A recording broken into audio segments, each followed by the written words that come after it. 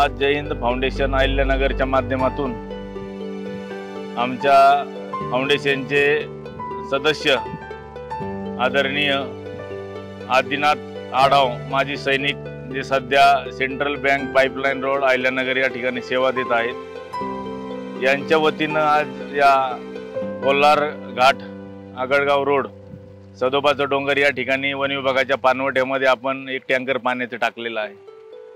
आणि नेहमी जय हिंद फाउंडेशन अहिल्यानगरचा झाडे लावा झाडे जगवा आणि पशु पक्षी प्राणी वाचवण्यासाठी कार्य जिल्ह्यामध्ये चालू आहे।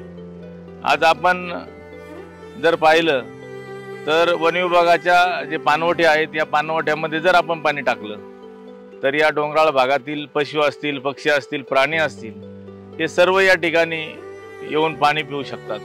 आणि या ठिकाणी जर पाण्याची त्यांची सुविधा आपण उपलब्ध केली तर मला असं वाटतंय कुठलाही प्राणी गावामध्ये किंवा शेतीमध्ये जाणार नाही, जेणेकरून शेतकऱ्याचं नुकसान होणार नाही किंवा कुठल्याही प्रकारची शेतकऱ्याला इजा होणार नाही।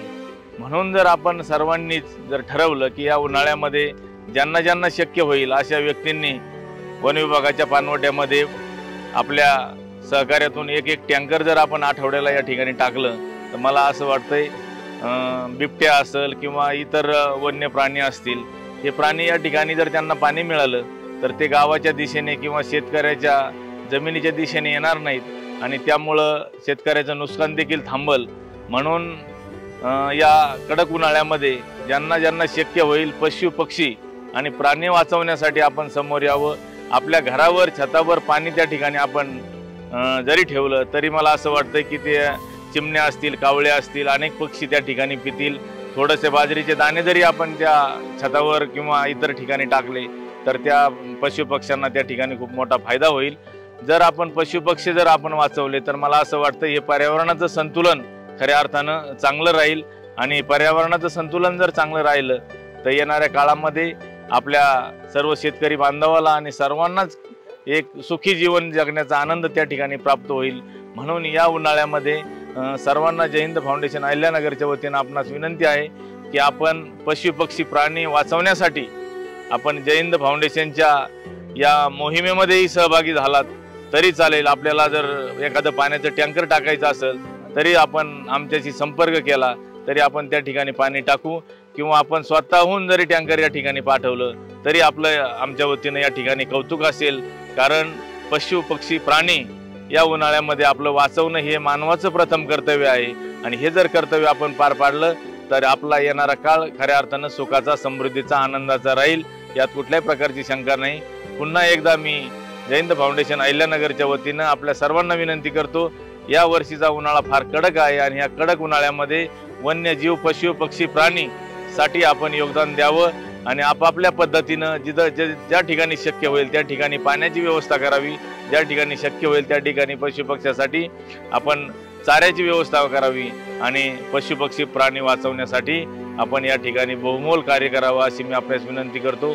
जय हिंद, जय महाराष्ट्र। जय हिंद। आज जय हिंद फाउंडेशन यांच्यातर्फे आज पशु पक्षी जंगली जानवर यांच्यासाठी पाण्याची व्यवस्था करण्यात आली आहे आणि असेच काम जय हिंद फाउंडेशनचे खूप वेगाने चालू आहे आणि सर्वांना सूचित करण्यात येते की ज्यांना ज्यांना जंगली जनावरांसाठी पशुपक्ष्यांसाठी जर पाण्याची मदत करायची असली तर तुम्ही इथं येऊन एक सदोबा डोंगरावरती एक पाणवठा आहे, इथं येऊन तुम्ही स्वतः टँकरचं पाणी टाकू शकता आणि अन्यथा जर आपल्याला टाइम नसेल तर आमच्या संग तुम्ही कॉन्टॅक्ट करा, आम्ही आमच्या पद्धतीने नियोजन करून इथे तुमचे पाणी पोहोचण्याचा प्रयत्न करू।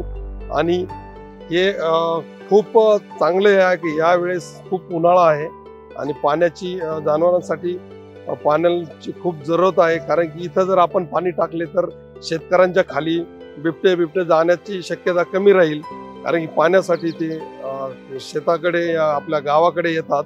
तर इथं जर पाणी टाकलं तर ते गावी खाली येणार नाही डोंगराच्या खाली।